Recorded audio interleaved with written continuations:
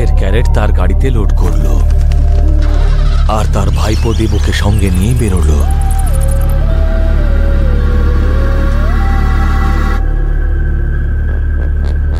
কিছুক্ষণ মেন রোডে চালানোর পরে ভগৎ পাশের একটা শর্টকাট কাঁচা রাস্তায় গাড়িটা ঢুকিয়ে দিল।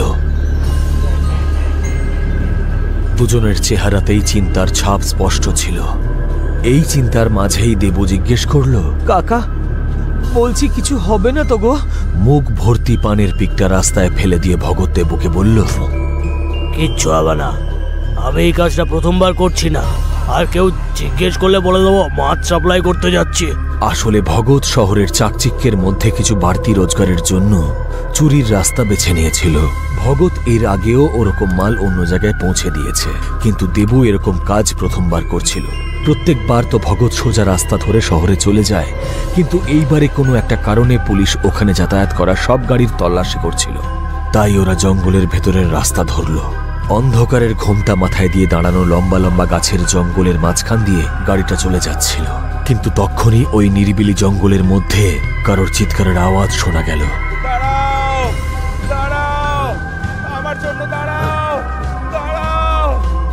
ভগৎ চিৎকারটা পাত্তা দিল না আর অটো চালাতে থাকলো, কিন্তু আস্তে আস্তে চিৎকারটা কাছে আসতে লাগলো।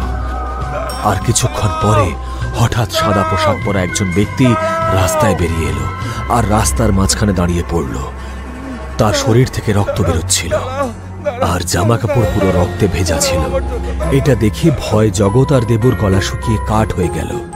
দেবু ভয়ের চোটে চিৎকার করে বলতে লাগলো, কাকা দাঁড়াবে না, কাকা দাঁড়াবে না বলছি। আর ভগতও জানতো যে এরকম নিরিবিলি জঙ্গলে অমানবিক অলৌকিক ঘটনা ঘটা খুব একটা অস্বাভাবিক নয়। তাই সে তার গাড়ির স্পিড কমালো না। অটোটা একদম কাছে আসতেও ওই লোকটা একটুও সরল না। তাই ভগৎ জোরে ব্রেক মারল। অটো থামতেই ওই লোকটা ভগতের কাছে এলো। ধন্যবাদ, ধন্যবাদ দাদা, আমাকে দয়া করে সাহায্য করো, আমাকে শুধু রোড অব্দি একটু পৌঁছে দাও। কিন্তু ওর অবস্থা সন্দেহজনক লাগছিল, তাই ভগৎ ওকে বিশ্বাস করতে ভরসা পেল না আর আবার রিক্সা চালাতে শুরু করলো। কিন্তু তখন সেই লোকটি বলল, দাদা দাদা আমি কোনো ভূত বা অপরাধী নই, আমার নাম হলো রতন দাস বটব্যাল। শহরে আমি একটা দোকান চালাই। আমি সংসারী মানুষ দাদা, কিন্তু ভুল করে আজ তাড়াতাড়ি পৌঁছানোর জন্য শর্টকাটটা ধরেছিলাম, আর জঙ্গলের কুকুররা আমার এই অবস্থা করেছে। ওর এই কথা শুনে ভগৎ ওকে ভালো মতন দেখল আর তারপর ওকে সাথে নিয়ে যেতে রাজি হয়ে গেল।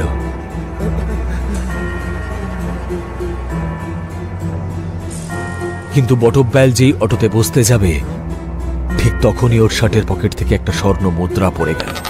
মুদ্রাটা পড়তেই বটব্যালের মুখের রং উড়ে গেল আর চট করে মুদ্রাটা তুলে নিল। এটা দেখে ভগৎ খুব রাগী গলায় জিজ্ঞেস করলো, এটা কে? কই কিছু না তো, ওটা এমনি। কাকা আমার তো মনে হচ্ছে ও এই মুদ্রার চক্করে কারোর খুন করে পালিয়েছে। দাঁড়াও, আমি এক্ষুনি পুলিশকে ফোন করছি।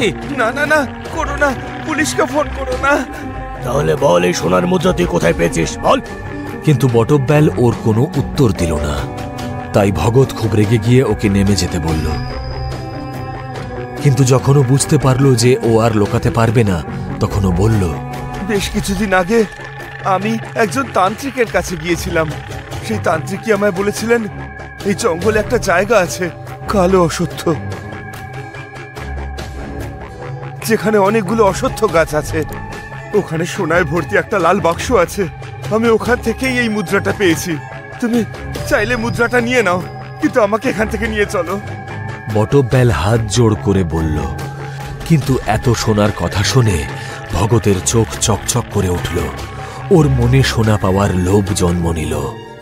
তাই তাহলে তুমি মাত্র একটা মুদ্রা নিলে কেন? বাক্স শুদ্ধ নিয়ে আসতে। ব্যাপারটা তো সহজ নয়, ওটা অভিশপ্ত সোনা, ওর উপরে অসুখের অভিশাপ আছে। অসুখ? হ্যাঁ অসুখ, একটা রক্ত পিপাসু প্রেত, সেই ওই বাক্সটাকে পাহারা দেয়। আর ও কিছু মানুষ খেকো পশুদের পুষে রেখেছে, এমন পশু যার শরীরটা বানরের মতো, কিন্তু মাথাটা নেকড়ের। ওর নজর এড়িয়ে আমি ওই বাক্সটা প্রায় নিয়েছিলাম, কিন্তু তারপরে না জানি কিভাবে ভুল করে আমি চোট পেয়ে গেলাম, আর ওই প্রেতটা আমার এই দশা করলো। কারণ ও রক্তের গন্ধ পায়।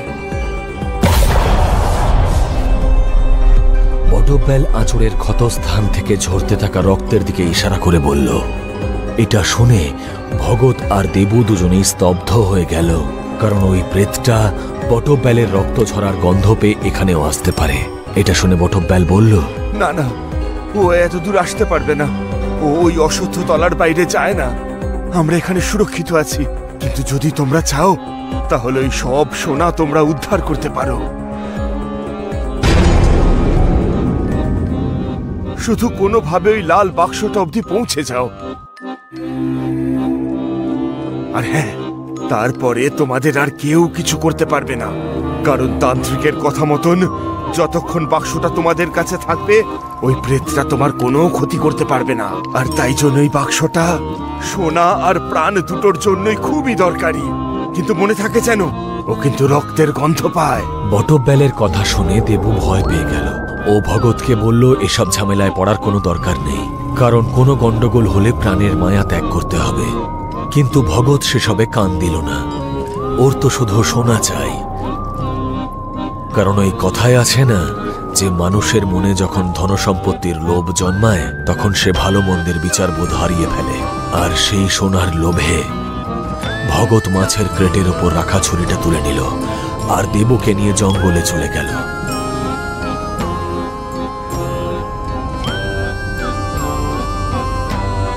জঙ্গলের ভেতরটা আরো বেশি ভয়ঙ্কর আর অশুভ দেখতে লাগছিল, আর অবিরাম ঝিঁঝি পোকার আওয়াজ ওদের ভয় দেখানোর জন্য যথেষ্ট ছিল। কাকা কাকা শোনো না, চলো না ফিরে যাই। আমার খুব ভয় করছে। মুখ বন্ধ কর আর চুপচাপ চল। ভগতের কথা শুনে দেবু পেছন পেছন আসতে লাগলো, আর তখনই ঝোপের মধ্যে থেকে এক ঝাঁক চামচিকে বেরিয়ে এলো, যা দেখে দেবু খুব ঘাবড়ে গেল। আর এসবের মধ্যে সে বুঝতেও পারল না যে কখন সে আহত হয়েছে। ওখান থেকে দুজনে কিছু দূর হেঁটে যেতেই আচমকা শুকনো পাতার আওয়াজ শুনতে পেল। পেছনে ঘুরে দেখতেই দুজনের নিঃশ্বাস বন্ধ হয়ে এলো, কারণ সেখানে সেই মানুষ খেকো দাঁড়িয়েছিল যার কথা বটবেল বলেছিল। ওকে দেখে দুজনে অন্ধের মতন দৌড়তে লাগলো। আর ছুটতে ছুটতে ভগৎ বুঝতে পারল যে দেবুর পায়ের আওয়াজ পাওয়া যাচ্ছে না।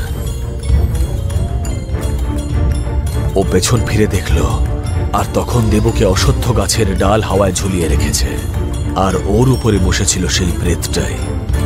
এমনিতে ভগৎ খুব সাহসী মনের মানুষ ছিল, কিন্তু এরকম দৃশ্য দেখে ও ভয় কাঁপতে শুরু করল। এর রক্তের গন্ধটা একদম জোয়ান।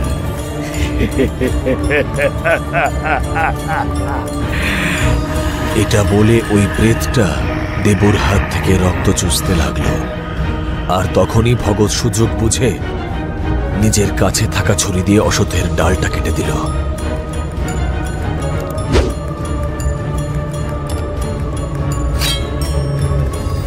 আর দেবুকে মুক্ত করে দিল। এটা দেখে প্রেতটা খুব রেগে গেল, আর ওর একটা ইশারায় সব মানুষ খেকো জন্তু ওদের ঘিরে ফেলল। চারিদিকে পশুগুলোকে দেখে ওরা ভেবে নিয়েছিল যে এবার ওদের মৃত্যু অনিবার্য। কিন্তু ঠিক তখনই একজন বৃদ্ধা মহিলা মশাল ছড়ে ওদের উপর আক্রমণ শুরু করল, আর তার সাথে কিছু একটা অন্য ভাষায় মন্ত্র পড়তে লাগলো, যার ফলে সেই প্রেতটা আর পশুগুলো সেখান থেকে চলে গেল। ভগৎ কিছু বোঝার আগে বা বলার আগেই সেই বৃদ্ধা বললেন, চলে যাও, ওরা ফিরে আসবে, ফিরে আসবে ওরা। যদি প্রাণে বাঁচতে চাও তাহলে ওদের আসার আগে পালাও এই জঙ্গল থেকে, চলে যাও। ওই বৃদ্ধা ওদের পালিয়ে যেতে বলছিল। ঠিক তখনই দেবুর হাতের আঘাতের উপর তার নজর পড়ল, আর সে স্তব্ধ হয়ে গেল। এই ক্ষতটা তো প্রেতের কামড়ের ক্ষত। কিন্তু আমরা শহরে গিয়ে ওষুধ লাগিয়ে নেব। শহরের কোনো চিকিৎসা নেই। চলো আমার সঙ্গে, আমাদের হাতে সময় খুব কম, তাড়াতাড়ি কিছু করতে হবে, না হলে পুরো হাতটা পচে যাবে। এরপরে ওরা দুজন ওই বৃদ্ধা মহিলার সাথে তার বাড়িতে গেল। দেবুর অনেক রক্তক্ষরণ হয়েছিল, তাই তাকে বিশ্রাম নিতে বলে ভগৎ ওই বৃদ্ধা মহিলার সাথে ওষুধ আনতে বেরিয়ে গেল। ঠিক তখনই খাওয়ার জলের খোঁজ করার জন্য দেবু একটা ঘর খুলল, আর দরজাটা খুলতেই দেবু এমন দৃশ্য দেখল যা দেখে ওর অন্তরাত্মা কেঁপে উঠল। ও কোনো কিছু না ভেবে ভগৎকে আটকানোর জন্য ওখান থেকে ছুটল, কিন্তু বাইরে বেরোনোর আগেই কেউ একটা পেছন থেকে ওর মাথায় আঘাত করল, আর সে অজ্ঞান হয়ে গেল। দেবু ঘরের ভেতরে এমন কি দেখেছিল, আর সে কেন ভগৎকে আটকানোর চেষ্টা করল, জানার জন্য আগামী পর্ব অবশ্যই। গল্পটা ভালো লাগলে লাইক, কমেন্ট, শেয়ার করে দিন। আর নতুন গল্পের নোটিফিকেশন পেতে সাবস্ক্রাইবের পাশে বেল আইকনটা প্রেস করে দিন।